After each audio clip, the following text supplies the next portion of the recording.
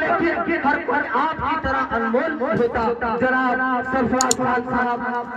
और इसके लिए मैं ये भी कहना चाहूंगा, इनके लिए मैं ये भी कहना चाहता हूँ और इसके साथ मैं आपको माइक बनाना चाहता हूँ कि अपना अपना विवेक होता है, अपना अपना विवेक होता है, नहीं काबिल हर एक होता है। यूं तो जमाने में अनेक रहनुमा है, यूं तो जमाने में अनेक रहनुमा है, पर अफरोज भैया जैसा लाखों में एक होता है। मसूद दाइस से जोरदार तालियों से उनका स्वागत करें जनाब अफरोज खान साहब।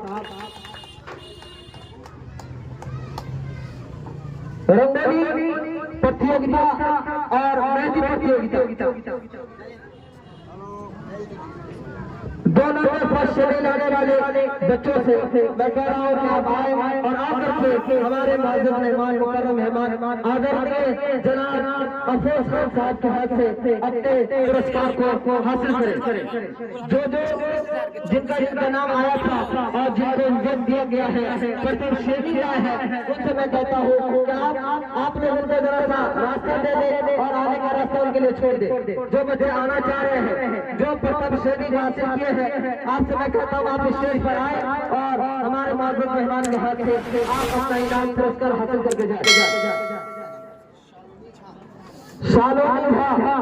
मेहंदी प्रतियोगिता के अंदर सबसे फर्स्ट श्रेणी हासिल करने वाली ये छोटी सी बच्ची है जिन्होंने अपने स्कूल के प्रिंसिपल और डायरेक्टर और चीफ टीचर के हाथ के ऊपर अपने मेहंदी का कला प्रदर्शित किया है और जिसको प्रदर्शित करने के बाद अभिभावकों ने देखा और देख करके उसके सिलेक्शन किया और उस सिलेक्शन के दरमियान एक अनोखा नाम निकल के आया। उन अनोखा नाम निकलने वाले का नाम सलोनी 6 है। अब इसके लिए मैं चाहता हूँ कि इनको जो प्रोत्साहित किया जाए और इनको जो इनाम दिया जाए हमारे मौजूद मेहमान MLC प्रतिनिधि जनाब अफरोज खान साहब के जरिए से लेके जाए।